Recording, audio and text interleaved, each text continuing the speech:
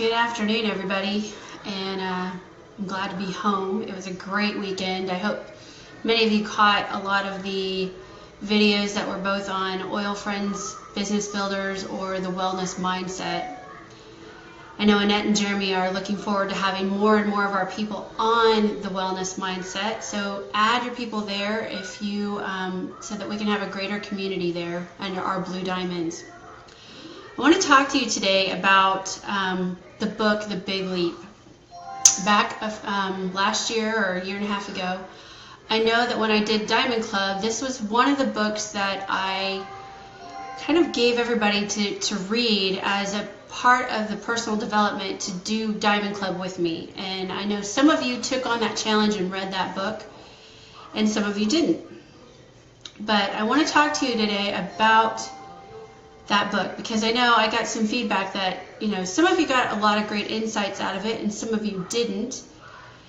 And I had to reread the book again for the coaching that I'm doing with this in this summer session that I'm doing of personal development coaching. It's a book that I have to reread along with Success Principles. But I don't have the book because Russ is actually out of town, and he took the book with him because he's rereading it with, kind of going along the coaching with me. But it's by Gay Hendricks. You can get it on Amazon. And I want to talk to you a little bit about how it can help you reset your thermostat for success. Because what the book addresses, for those of you who've read it and maybe didn't get really very much out of it, and for those of you who haven't read it but need something good on your reading list, this book addresses your comfort zone and why you might self-sabotage based on your upper limit. And everybody's got an upper limit. It doesn't matter if you are just getting started as an entrepreneur, you're not an entrepreneur, or you are the Queen of England. Everybody's got an upper limit to what makes them comfortable. You can think of it as the thermostat in your house. So we're going to use the wonderful temperature of 72 degrees because that's what I like. I think everything should be sunny at 72, which is probably a little chilly, but just go with me. So we'll say that your comfort zone is 72 degrees, and everything that you want to do in life, you want to keep it around 72, okay? So we'll start with one of the first things that people set as a goal in life as they're growing up, at least women do. I want to lose 10 pounds, or you want to lose 20 pounds, or whatever it is. But weight is often a first goal, and for some reason as women, we're never the right weight. So your comfort zone is 72, or whatever weight you want, okay? Put your weight that you are currently, because if you are varying plus or minus a couple pounds and you can never get into that realm of where you want to be, well, you haven't reset the thermostat and gotten really comfortable there. So you go on a great diet, you're really successful, and you lose 10, 20, 40, 100 pounds, but you don't reset your mind and your whole life and everything about it to the new setting of 62 or whatever it is. We're going to say you're going to be smoking hot, okay? So you don't set it to 90. You don't set your new thermostat to 90. Well, your body and your mind still believe no matter what weight you are, you're 72. So you're going to go back, even if once you get off that very strict regime, you're going to go back to 72. Even though you have been at 90, you're going to go back to 72. So all the weight comes back on. Because even though you got all the compliments, you got all the high fives, you got all the reactions that probably you were looking for, you didn't reset the inside of yourself. And it got too good. You hit that upper limit of success for you. So you go back to your comfort zone, 72. I hope this is making sense. Let's talk about money or success, or let's talk about relationships or anything like that. Basically, you hit something where it's so joyful. So we'll talk about, in the book, they talk about this lady who she's had no good relationships in her life. She's been through relationships over and over and over, and finally she meets this man who is perfect for her, and he has, she's this big financial advisor, and she makes a lot of money in financial advising, and he has a job that has nothing to do with finances. Nothing. And he wants to really impress her, so he goes out and finds something to do with some early, get in early on some finance thing. I can't remember how the book goes because I don't have it with me. But basically, he's trying to impress her to get to get this whole big, investment principle, but she doesn't research it, which is her whole strength, and they lose a ton of money. So she immediately says, he's flawed, I've got to throw him away, and it's a bad relationship. But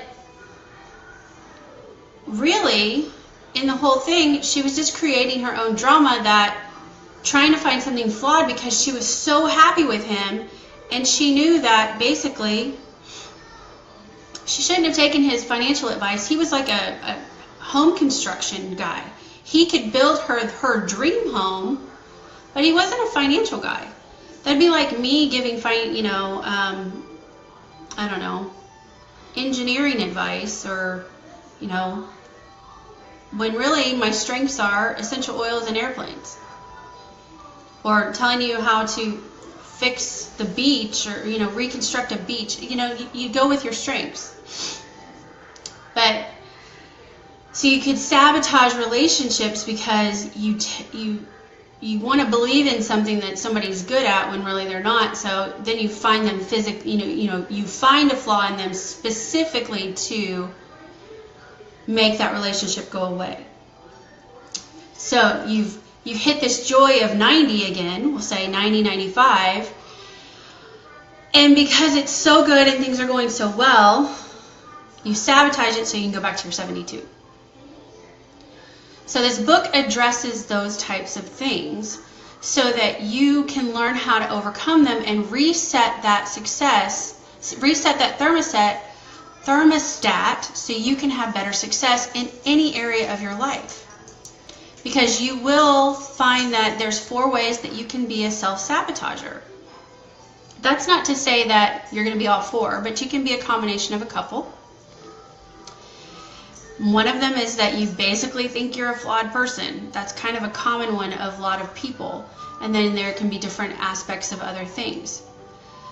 But I highly recommend the book because building it, using that to build into your doTERRA business, you can get to a point where you've declared, and I've had a lot of you do this, I've declared I will be silver. I've declared I'm going to be gold. I've declared I'm going for diamond. And you get really, really close to those goals. And then you find a way of sabotaging. You find a way of complicating the matter. What was working all along of building relationships and doing things, you go, oh, no, I've got to change it up now because I'm super close. Now I'm going to do something completely different. Because you're so close to the goal and you're so close to achieving your dreams that success and that feeling good, I think, might scare you. And there's nothing wrong with feeling good. You just have to learn to reset your thermostat to a higher temperature. You can be awesome. You can be smoking hot. You can be super rich. And it's all okay. But you need to read The Big Leap because that's what it's truly about. It's not, it's about resetting how you think and feel so that when the good things start to happen and you can be okay with success. You can be okay with expanding your comfort zone, because a bigger envelope allows you better and more joy. There is power in being peaceful with yourself and with your success.